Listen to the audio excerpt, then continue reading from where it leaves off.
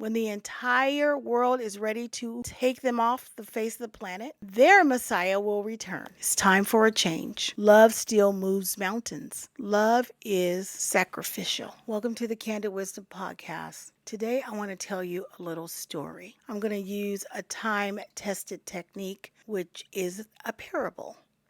It's what Jesus did so that those who understand what's being said don't need to question what's being said. And those who don't understand, well, they can just go and ponder. So there was a very small nation, and this nation had been persecuted over all of history. In fact, there were countries and people who came against them who literally wanted to kill them to the point of extinction. This country had lots of money, but no power. So they devised a plan. They decided to use the money that they had to influence a larger country. And how did they influence this country? In every way possible. They influenced their political system. They helped them establish a huge military, a military that dominated the entire world. They influenced their education system so that their children are indoctrinated. They influence their healthcare system, their banking system. By the way, this larger country had no imports or exports. So their entire power structure is built on economy, meaning that the most important thing to this country is money, is their economic system, their banking systems. And they influence their citizens to spend, and to travel. In fact, their entire reward system is based on working, spending, and being able to go on a vacation. They also control their media, entertainment, music, their authors. Every single part of that society they embedded themselves in. They also know all of that country's secrets, and they weaponize that to keep that country under control. Now, that country claimed to be a democracy when it broke away from its original leader. And so that country holds elections, but they also influence the country's election to the point where all but one of its leaders share the same bloodline. There's no coincidence there. I mean, for that to be a coincidence, the mathematics on that would be implausible. So this small country uses its money and its influence to, besides that, they set up the system so that citizens of that small country could also be dual citizens in the large country, giving them the right to make policies, to vote, and to be completely embedded in the designing of this country's society. Now, there was only one other thing that could stand in the way of that small country completely dominating the larger country, and that was its religion system. Because religion motivates people in a totally different way. So they said, okay, how do we influence the religious system? Well, they used their money to have one of the people from that larger country rewrite the religious system. And guess what? They decided to rewrite it in a way that that small country became the most important part of the religious system in order for the return of their Messiah, so that it completely tied itself to its end time prophecy.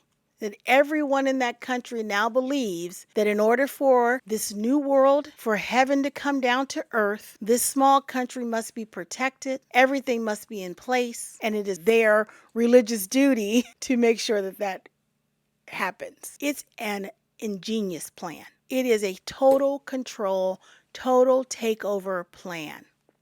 And it worked for years. In fact, hundreds of years. What was the end game for that country to do that?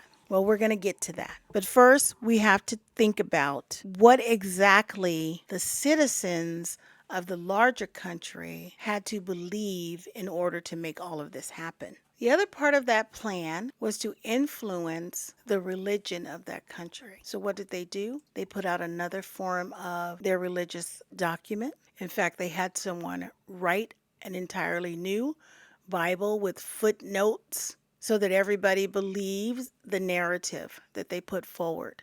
Then they also established Bible colleges so that if you wanted to be a preacher or a pastor in that country, you had to go through those colleges, through this seminary. And this seminary influenced everything to the point that it was no longer a narrative, it was actually the belief system. And then all of those pastors went out and taught all of its congregants and its members the same information so that it was not ever questioned whether or not this was right or wrong. It just was what it was. It was the new belief system of that country. All of its political leaders believed it. All of the people who actually loved the God they were serving and loved the religion that they are involved in, without malice, they all believed the same thing. That smaller country was critical to their religious beliefs. And they told the story over and over and over again.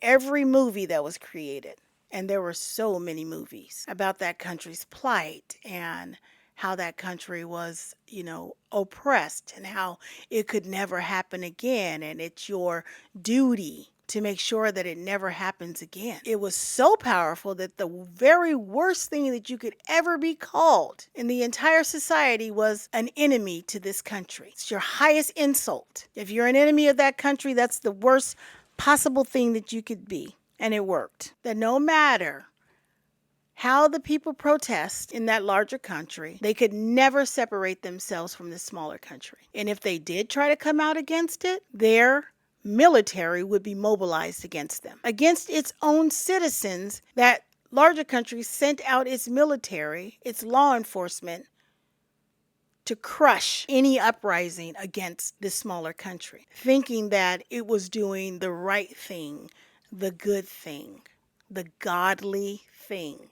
It was a plan that would stand the test of time. In the meantime, this smaller country, because it had the backing of this superpower, went around the world bombing and blowing up churches, bombing and blowing up religious sites, tearing them down, burning them to the ground, all in the name of their God. Because that smaller country had a bigger plan, a plan that even the larger country did not know. You see, everything is theology. Everything that happened relates back to the smaller country's religious beliefs. And what is that? The smaller country's religious belief is that before we go forward than that smaller country then started wars with every country surrounding it. All of its borders, all of the people, all of the countries that surround it. And they initiated a civil war, a war within its own country. Why would someone do that? Well, because they have a big brother who will protect them, because they have a military might that will come to their aid, so that the enemies that surround them are all ready to wipe them off the face of the earth. And that had been true for many years. In fact, they installed terrorist sects in these countries just for that purpose, just so that people would be enraged with them, because the plan is for the entire world to be against this small country. That is the end game, because in their belief system, when everybody has come against them, when they don't have any more support, when the entire world is ready to take them off the face of the planet, their Messiah will return. And not only will he return, but he will return and establish them as the superpower. This is their belief. So their plan has been in motion this entire time. The last part of that execution of this plan is to make the big brother country turn against them as well. And how are they going to do that? They're going to reveal their hand in everything that they've done. They're going to slowly start to let the truth be told about how they've influenced this country. They're going to slowly start to release information. By the way, the God that this small country serves requires certain things of them. It requires sacrifice. It requires public sacrifice of not just any humans, but of the most vulnerable humans. Just like every other god of the ancient world did, and I'm talking about a small God, not the God, they required human sacrifice. You have but to look in the history books to find people who would take their children and put them on an altar or throw them in a volcano or whatever it was, but it was all done in public and it was all done for that God. And those ancient beings haven't gone anywhere. They didn't go anywhere, and they still require the same thing. It's just clinically a different type of sacrifice. Could it be abortion? That's a form of a sacrifice. The blowing up of children, the bombing of children, the starving of children, all sacrifice. All done in public. I mean, what could make you hate someone more than that? The murdering of innocent, all done on purpose, for a cause. So this small country's plan is in motion. It no longer wants to be protected, although it won't come out and say that, because you see, this has to be organic, right? It's a psychology that they're using, so that the people think that it's their own idea to turn their back on this nation. It's their own idea to revolt against it and then to ultimately call it its enemy and possibly come against it in the end times so that their Messiah can return to protect them and to establish them as the superpower. It's an interesting story. It's an interesting way for a very small nation with no power and lots of money to become its own superpower. So what can the people of the larger nation do when they discover that this plan has been underfoot for their entire or almost all of their history? What is the answer? Do they then engage in this warfare? Do they turn against? Well, let's read what the Bible says. Just as an example, over in Luke chapter 16 and verse 27, it says, "But I say to you who hear, love your enemies, do good to those who hate you, bless those who curse you, pray for those who abuse you. To one who strikes you on the cheek, offer the other also. And from one who takes away from your cloak, do not withhold your tunic either. Give to everyone who begs from you, and from one who takes away your goods, do not demand them back. And as you wish that others would do to you, do also to them." What a radical way to think. What a radical way to be to your enemies. But if it was easy, everyone would do it. If it required nothing, then everyone would be on board. Jesus gave us the example. Love is sacrificial. Love cost. Sometimes it costs everything. In the meantime, what can that country do? It can wake up and detach itself from the theology that got them into that mess in the first place. It could take back its religious system. It could seek out the truth and then live by that truth. It could uninstall all of those pastors and preachers who have this theology as their base. Anybody who's gone to seminary and gone to these Bible colleges and teach this way should immediately be asked to step down so that somebody else could take over who would just teach the truth. It could uninstall all of its political leaders, vote them out, kick them out, whatever it takes, and truly usher in a democracy of for the people, by the people, which has never happened. It could start to form protective communities for the vulnerable, for the least of these, and for its own members, so that it was no longer dependent on its leaders for food or for shelter. It could start to develop its own energy sources, energy that's available to everybody, like solar, like wind. So they didn't have to worry about whether or not the grid went down or whether the supply chain is stopped or backed up. It could start to bring its art back into the community, its entertainment, back into theater or plays that were created by the people and not by an industry, and invest its time, talents, and treasures into those types of productions. It could start to grow its own food again, creating gardens and planting trees that produced fruit on every part of its land so that hunger was no longer an issue. It could start to look into and tear down everything that has been put in front of it to divide the people of that country, like racism, sexism, and all the other isms that keep us in our own boxes and keep them in their own communities only thinking about themselves. It could actually start to believe what its Bible says, that love is the highest, that love is the only thing that truly changes the world. And it can drop its belief in the romanticized love, the love that only benefits the lover, and start to think about agape love, the love that benefits the loved. It could teach its children that the most important thing that they could do and the most important thing that they could be is a lover of God, a lover of themselves, and a lover of their neighbor. And instead of asking its children, what are you going to be when you grow up? AKA, how are you going to participate in this economic system? You can ask his children, who are you going to serve when you grow up? How are you going to make a difference? For who? How are you going to participate in loving society? It may seem impossible.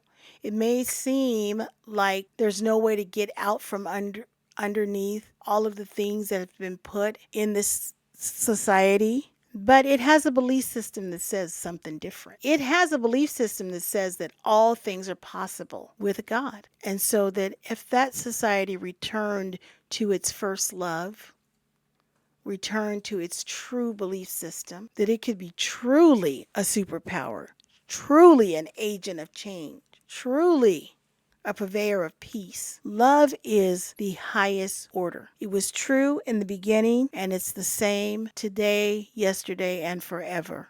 Love still moves mountains. In 1 Corinthians chapter 13 and verse 4 and 5, love is patient, love is kind, it does not envy, it does not boast, it is not proud, it does not dishonor others, it is not self-seeking, it is not easily angered, it keeps no record of wrongs. That kind of love comes from above. That kind of love is infused from a God who created that love. And it's available to each and every person that asks for it. And not because we want to, but because we absolutely have to. Because it's a part of our DNA. Because it was the way that we are designed. 1 John chapter 14 and verse 19 says, we love because He first loved us. God put His image inside of us. The Bible tells us that we were created in His image, and God is love. It doesn't get any clearer than that. So as this revival takes place in this country, it's my prayer that the teachers teach the people about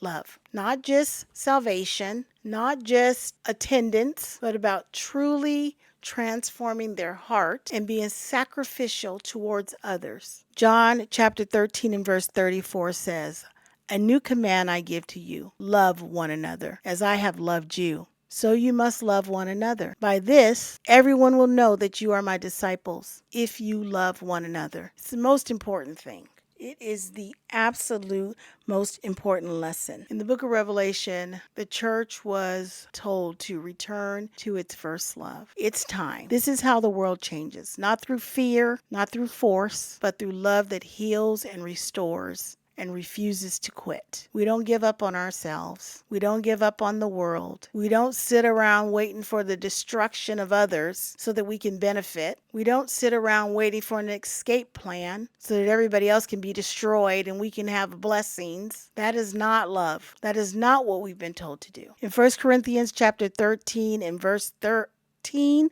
it says, and now these three things remain: faith, hope, and love. But the greatest of these is love. So today we need to love deeper, forgive faster, and serve humbly. We have to live as if love is the greatest power on earth, because it is. It's the way that we survive. It's the way that we move forward. It's the way that we get out from under and truly become the beacon of light that the world needs. I pray that if you listen to the end, that you understand the message and that you join with me in making love the goal. We've been distracted long enough. We've been misled long enough. We've been given an alternate God long enough, which is material wealth and the pursuit of it. And it's time for a course correct. It's time for a change. And together we can make the world a better place. Thank you so much for being with me today. Don't forget to like this video, subscribe to the podcast, and share this message. And I'll see you next time.